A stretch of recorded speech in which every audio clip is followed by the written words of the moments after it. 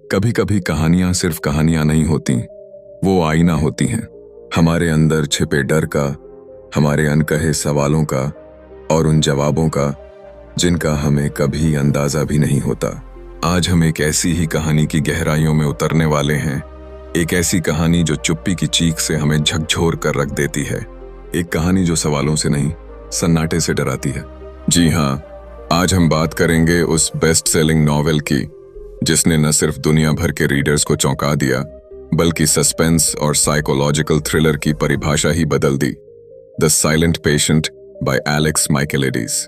क्या आप कभी किसी ऐसे इंसान से मिले हैं जिसने सब कुछ खो दिया हो और फिर बस एक दिन उसने किसी की जान ले ली, बिना कुछ कहे, बिना किसी सफाई के, बस एक खामोशी के साथ? अलिसिया बेरेंसन, एक मशहूर पेंटर, एक खूबसूरत जिंदगी की मालिक और एक आदर्श पत्नी जिसने एक दिन अपने पति को गोली मार दी और फिर हमेशा के लिए चुप हो गई। एक गहरा रहस्यमय सन्नाटा, एक ऐसा सन्नाटा जो इंसान को अंदर तक खा जाए। और यहीं से शुरू होती है इस नॉवेल की असली कहानी। लेकिन ये कहानी सिर्फ एक मर्डर मिस्ट्री नहीं है।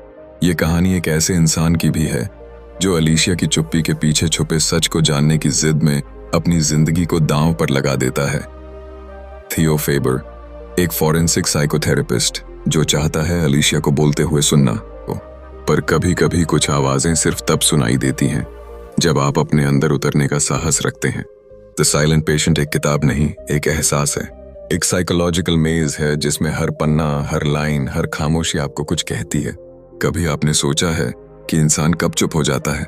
तब जब वो टूट जाता है, या तब जब वो सब कुछ कहकर भी कुछ नहीं कह पाता?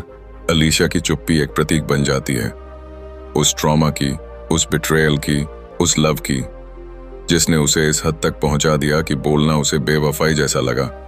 और थियो, क्या वो एक हीरो है या एक और ऑब्सेशन का शिकार? इस वीडियो में हम न सिर्फ इस नॉवेल का सार बताएंगे, बल्कि आपको अलिसिया और थियो की उस मानसिक यात्रा पर लेकर चलेंगे जहां लव, लॉस, गिल्ट और रिडेम्पशन सब कुछ एक साइकोलॉजिकल पजल की तरह उलझा हुआ है। आपका दिल एक बार कहेगा शी इज द विक्टिम, पर अगले ही पल दिमाग बोलेगा। और यही इस नॉवेल की खूबसूरती है। कभी कभी हम अपने सबसे गहरे सीक्रेट्स को सबसे शांत चेहरों के पीछे छुपा लेते हैं। द साइलेंट पेशेंट उसी सच का सामना कराता है।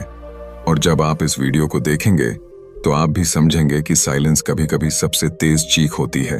तो अगर आप भी उन लोगों में से हैं जो सिर्फ कहानी नहीं, उसकी परतों को समझना चाहते हैं, जो सस्पेंस में सिर्फ थ्रिल नहीं, उस साइकोलॉजिकल डेप्थ को महसूस करना चाहते हैं, तो ये वीडियो आपके लिए है।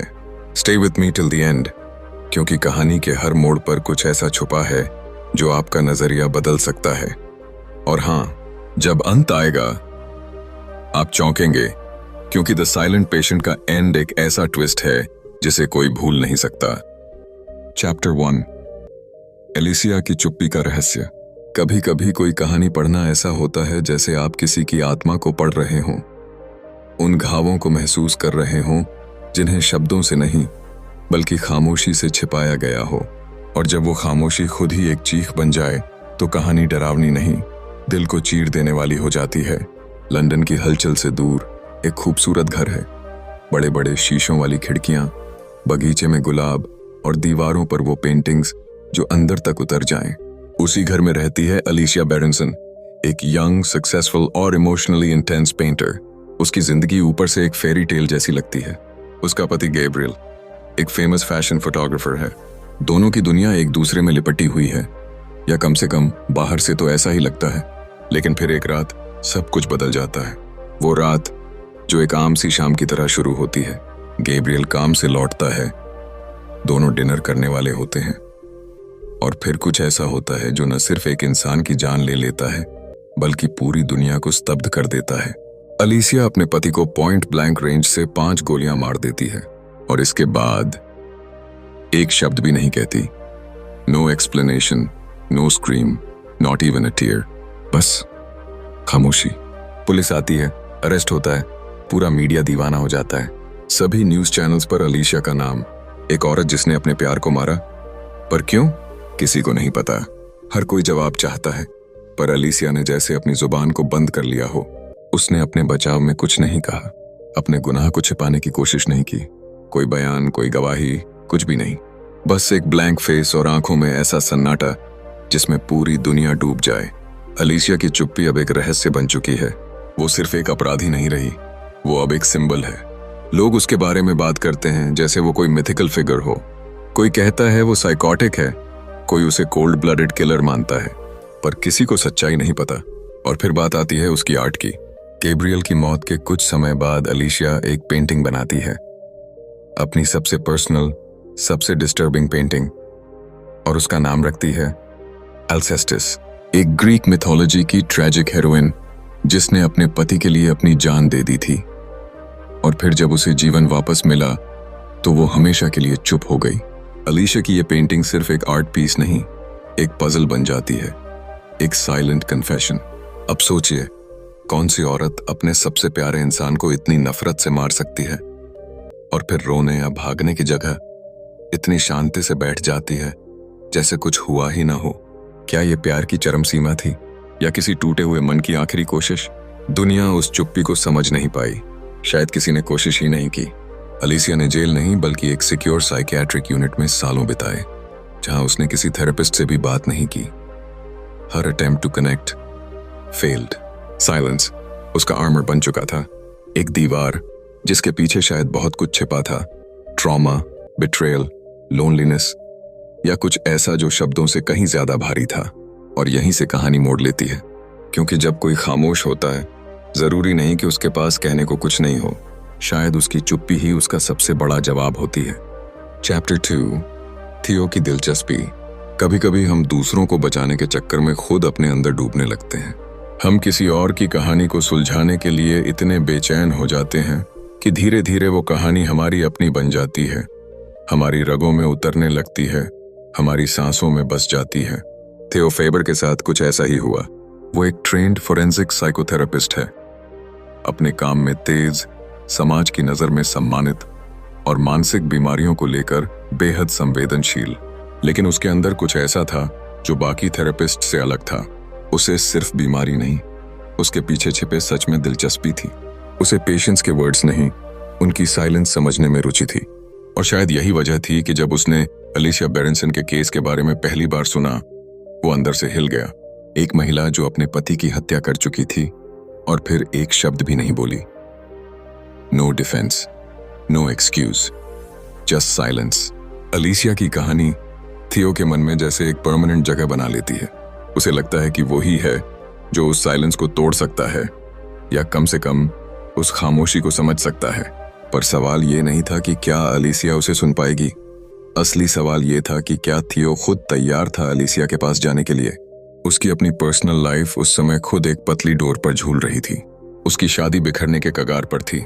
थियो को शक था कि उसकी पत्नी उसे धोखा दे रही है, पर वो सब कुछ सह रहा था, उस शांति के दिखावे में जी रहा था जिसे उसने बड़ी मेहनत से बनाया था। लेकिन अलीशिया की चुप्पी थियो को भीतर तक खींचने लगी। वो अब एक थेरेपिस्ट नहीं, एक सीकर बन चुका था। वो अलीशिया के मन के गहरे तहखानों में उतरना चाहता था, यह जानने के लिए कि ऐसा क्या हुआ जिसने एक कलाकार को हत्यारा बना दिया और फिर उसे हमेशा के लिए चुप कर दिया। द ग्रोव, जहां अलीशिया को एडमिट किया गया था, वहां पहुंचने के लिए थियो को बहुत मेहनत करनी पड़ी। अप्रूवल्स, रिजेक्शंस, डाउट्स, पर उसने हार नहीं मानी। जब उसे वहां काम करने की इजाजत मिली तो वो खुश नहीं, बेचैन था, जैसे किसी भूत की तलाश में जाने वाला इंसान। और जब पहली बार उसने अलीशिया को देखा, वो पल किसी हॉरर मूवी जैसा नहीं था, बल्कि उससे कहीं ज्यादा इमोशनल था। उसका चेहरा भावहीन था, उसकी आंखों में एक गहराई थी, जैसे वो सब कुछ देख रही हो पर कुछ कह नहीं रही। और थियो को उसी पल समझ आ गया कि अलीशिया का साइलेंस कोई एक्सीडेंट नहीं, वो एक चुनाव है, एक डिलिबरेट रेजिस्टेंस। थियो ने कोशिशें शुरू की, सेशंस में बातचीत, उसकी आर्ट को पढ़ना, स्टाफ से चर्चा करना, अलीशिया की डायरी को ढूंढना, पर हर बार अलीशिया उसकी ओर देखती और कुछ भी नहीं कहती। सिर्फ उसकी आंखें, जो कभी असहाय लगती, कभी नाराज और कभी ऐसी शांत कि डर लगने लगे। इस जर्नी में थियो को अपने अतीत की भी याद आने लगी, उसकी own mental health struggles, abusive childhood और वो बेचैनी जो उसे हर समय खाए जाती थी। वो सब जैसे अलीशिया की चुप्पी के साथ गूंजने लगा। कभी कभी उसे लगता वो दोनों अलग नहीं हैं, बस अलीसिया ने चुप्पी चुनी और उसने शब्दों की दुनिया में खुद को छिपा लिया। कितनी अजीब बात है ना, एक थेरेपिस्ट जो दूसरों की जिंदगियां ठीक करने के लिए ट्रेंड है, वो खुद अपने अंदर टूटा हुआ है और शायद इसी टूटन ने उसे अलीसिया की ओर खींचा। पर क्या ये दिलचस्पी सच में एक प्रोफेशनल क्यूरियोसिटी थी, या थियो खुद अलीसिया की तरह कुछ खो चुका था और अब वो उस खालीपन को भरने के लिए उसे बोलने पर मजबूर कर रहा था? यह कहानी अब सिर्फ अलीसिया की नहीं रही, ये अब थियो की भी है। दो टूटे हुए लोग जो अपने जख्म छिपाकर जीते आ रहे थे, अब आमने सामने थे। एक जो चुप था, दूसरा जो उसकी खामोशी को तोड़ना चाहता था ताकि वो शायद खुद भी टूटने से बच सके। चैप्टर 3, डायरी की परतें। कभी कभी सच्चाई शब्दों में नहीं, उन अधूरे वाक्यों के बीच छुपी होती है, उन पन्नों में जिन्हें कोई पढ़ता नहीं, बस रख देता है अलमारी में, धूल से ढके, भूले हुए। लेकिन जब कोई उन पन्नों को पलटता है तो सिर्फ कहानियां नहीं खुलती, जख्म भी ताजा हो जाते हैं। अलीसिया बेरेंसन की डायरी कुछ ऐसी ही थी, एक फॉरगॉटन रेलिक, एक मूक साक्षी। जब थियो ने उसके बारे में सुना तो उसे एक उम्मीद दिखी। शायद अलीसिया ने कभी किसी से बात न की हो, लेकिन अपने आप से तो की होगी। थियो ने जब वो पहली बार अपने हाथों में ली तो ऐसा लगा जैसे उसने अलीसिया की आत्मा को छू लिया हो। उसकी राइटिंग टाइडी थी, काम, लेकिन उसके हर वाक्य में एक बेचैनी थी, एक छिपी हुई घबराहट। अलीसिया उन दिनों की बात करती है जब सब कुछ ठीक लग रहा था, लेकिन फिर भी अंदर कुछ दरकने लगा था। वो गैब्रियल से बेइंतहा प्यार करती थी, लेकिन कहीं ना कहीं उसे अपने आसपास एक साया महसूस होने लगा था। Someone is watching me, वो बार बार लिखती है। क्या ये एक डिल्यूजन था या वाकई कोई उसकी जिंदगी में घुस रहा था? हर एंट्री अलीसिया के डिटीरियरेटिंग मेंटल स्टेट का दस्तावेज बनती चली गई।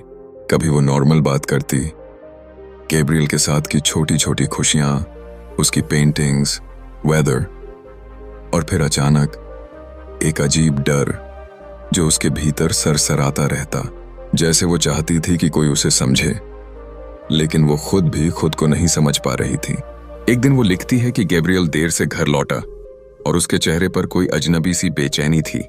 फिर एक और एंट्री में अलीसिया बताती है कि उसे ऐसा लगा कि कोई उसकी खिड़की के बाहर खड़ा है, देख रहा है। पर जब गैब्रियल ने देखा, वहां कोई नहीं था। उसके शब्दों में जो कंफ्यूजन था वो दिल दहला देने वाला था। क्या ये रियल था या अलीसिया सच में स्लोली लूजिंग हर माइंड थी? डायरी का सबसे हॉन्टिंग हिस्सा वो एंट्रीज थीं जहां अलीसिया खुद से सवाल करती है, क्या मैं पागल हो रही हूं? क्या गैब्रियल मुझसे कुछ छिपा रहा है? और फिर धीरे धीरे उस सन्नाटे की शुरुआत होती है जो आगे चलकर उसकी स्थायी पहचान बन जाती है। थियो इन पन्नों को पढ़ते हुए सिर्फ एक साइकियाट्रिस्ट नहीं रह गया, वो अब एक विटनेस बन चुका था, एक ऐसे इमोशनल ब्रेकडाउन का गवाह जो किसी शोर में नहीं, एकदम चुप्पी में पिघल रहा था। अलीसिया की डायरी सिर्फ उसके विचार नहीं थे, वो उसके आखिरी हथियार थे।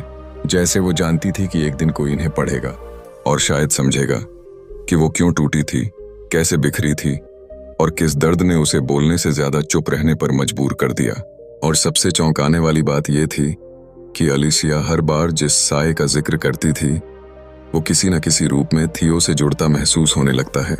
एक ऐसा कनेक्शन जिसे शब्दों में नहीं बांधा जा सकता, लेकिन जो धीरे धीरे थियो की रियलिटी को हिला देता है।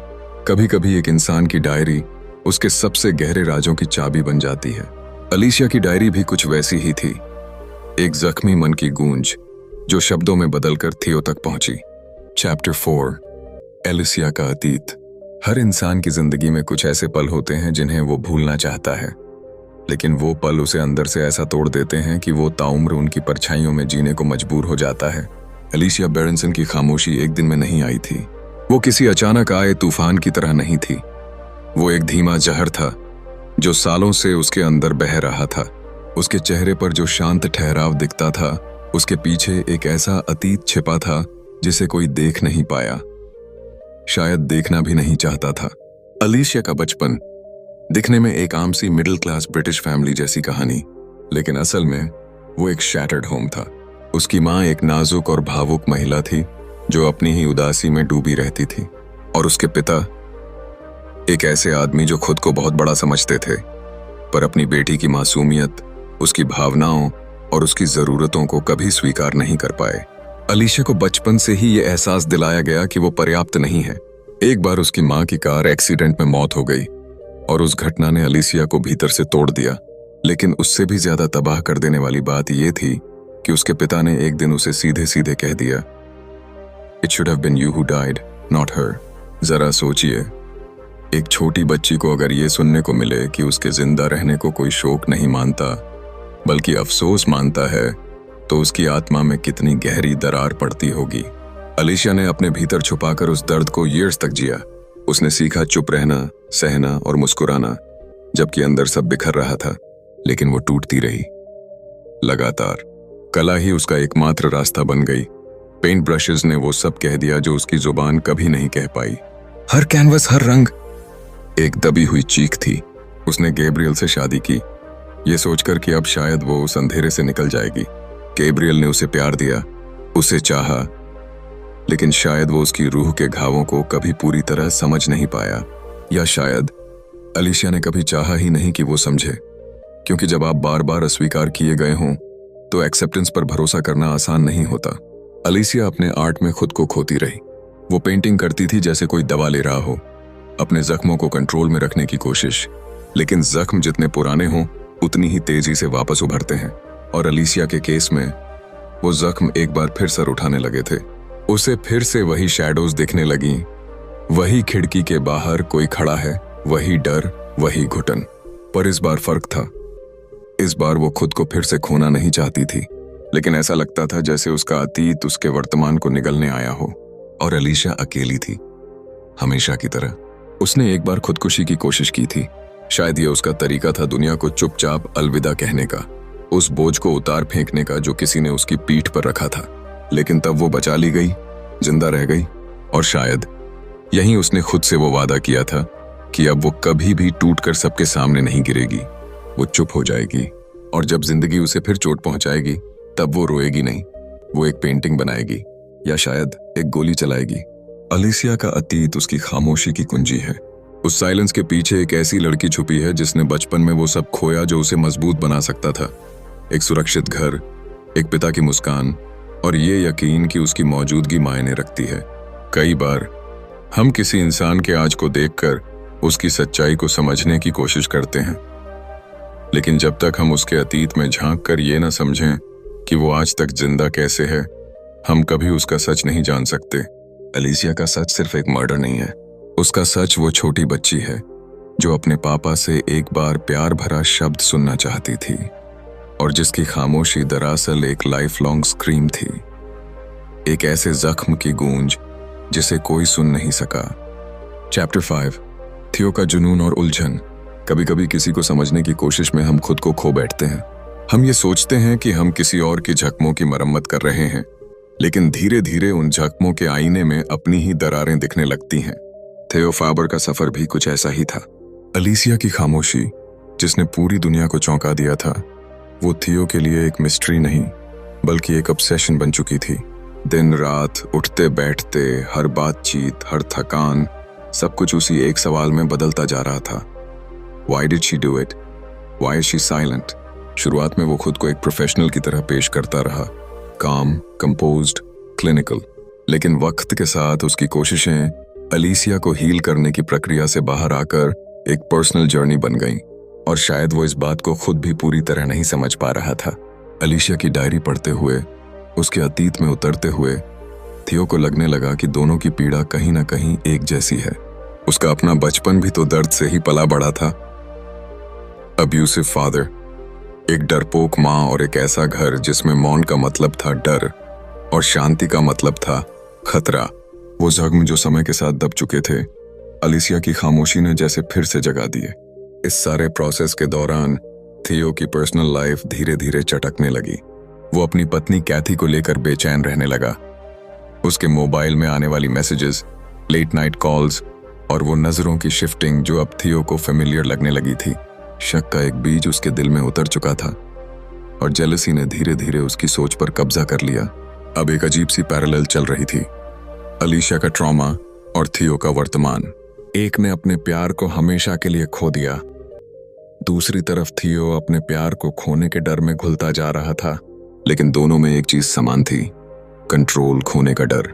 थियो अलीशिया की खामोशी को तोड़ना चाहता था, लेकिन कहीं ना कहीं वो खुद भी बोलने से डर रहा था। अपने मन की, अपनी तकलीफों की, अपनी टूटती मैरिज की। वो अलीशिया के दर्द में खुद को देखने लगा था, और वहीं से शुरू हुई एक साइकोलॉजिकल उलझन। कभी कभी वो खुद से सवाल करता, क्या मैं उसे बचाने की कोशिश कर रहा हूं या खुद को? अलीशिया की आंखों में उसे ऐसा कुछ दिखने लगा था जिसे उसने कभी खुद के भीतर छुपा दिया था। डर, भरोसे की कमी, अबैंडनमेंट और अंदर तक फैली अकेलापन। ये जुनून अब उसकी प्रोफेशनल बाउंड्रीज को पार कर चुका था। वह अलीशिया के पुराने जानने वालों से मिलने लगा। जॉन फेलिक्स, उसके गैलरी डायरेक्टर से लेकर उसके कजिन तक। वो एक डिटेक्टिव बन गया था, एक ऐसा सच्चाई खोजने वाला जो थकने का नाम ही नहीं लेता। लेकिन जितना वो अलीशिया के बारे में जानता गया, उतना ही खुद अपने भीतर उलझता गया। हर बार जब वो अलीशिया के करीब आता, वो और भी दूर हो जाती, और यही थियो को खींचता रहा, जैसे कोई ब्लैक होल जो उसे अंदर समेट लेना चाहता हो।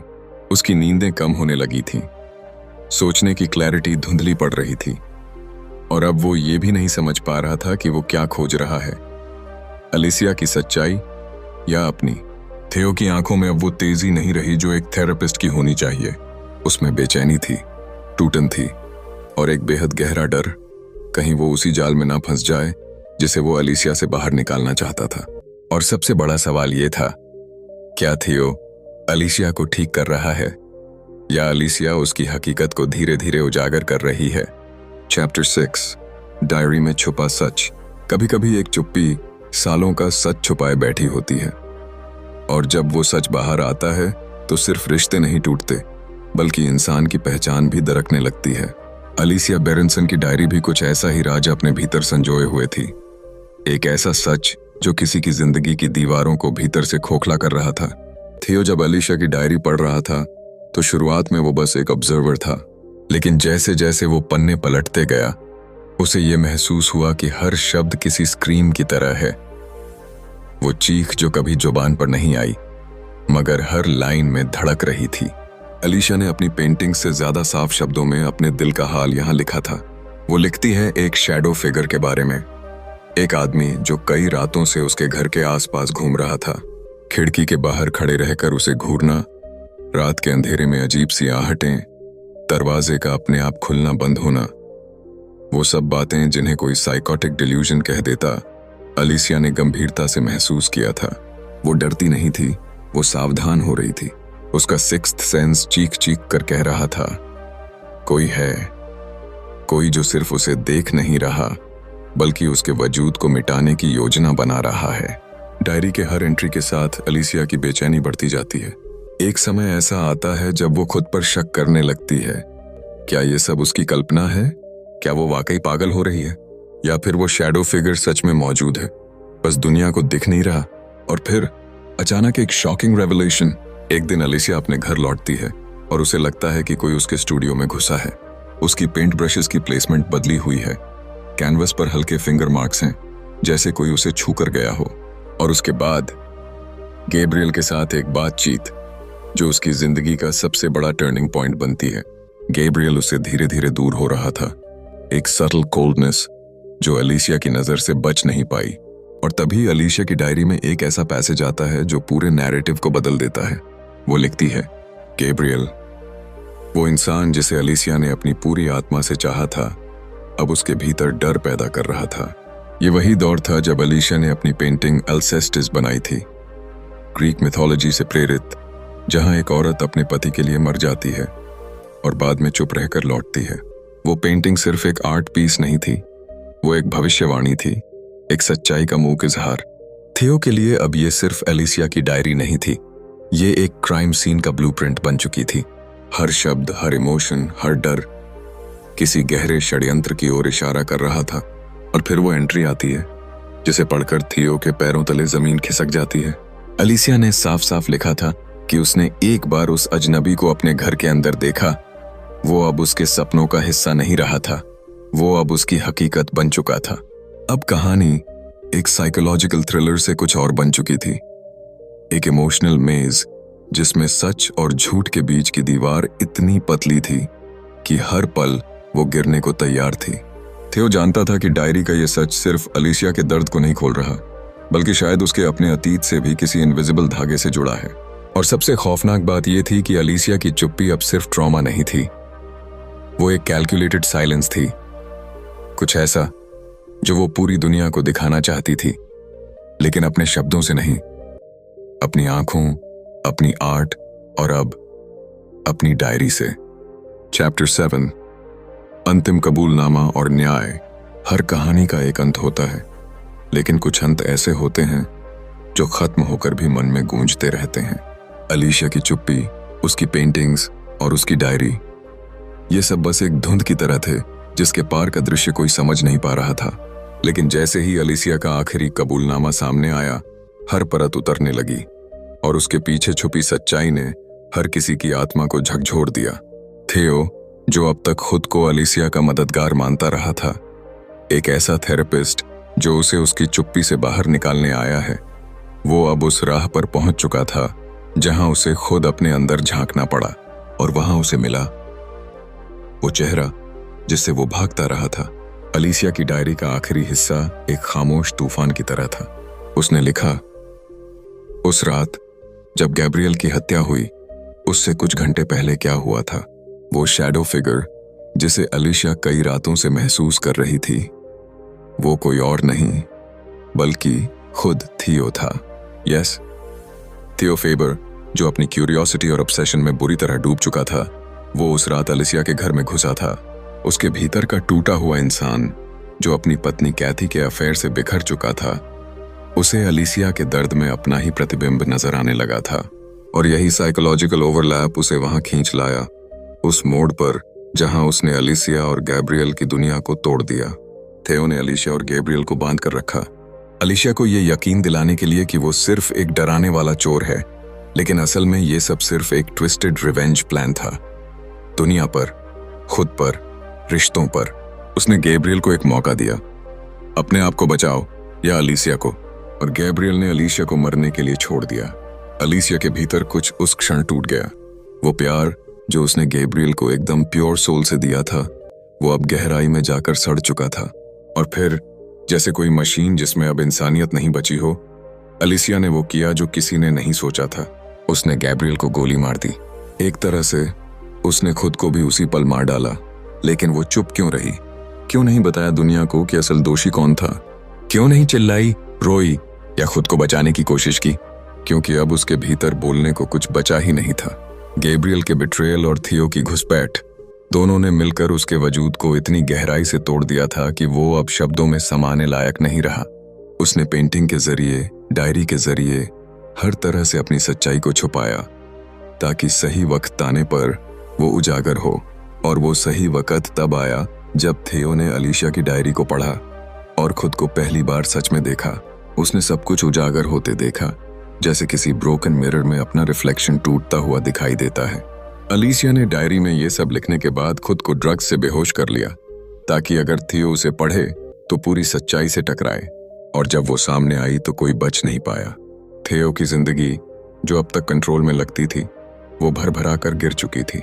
अलीशिया ने अपनी चुप्पी से नहीं, अपने लिखे हुए सच से न्याय की नींव रखी थी। पुलिस को डायरी मिलती है, थियो को अरेस्ट किया जाता है, और इस तरह अलीशिया, जो शुरुआत में एक सस्पेक्ट लगती थी, वो असल में एक सर्वाइवर निकली। उसकी चुप्पी कोई कमजोरी नहीं थी, वो एक गहराई से रचा गया जस्टिस सिस्टम था।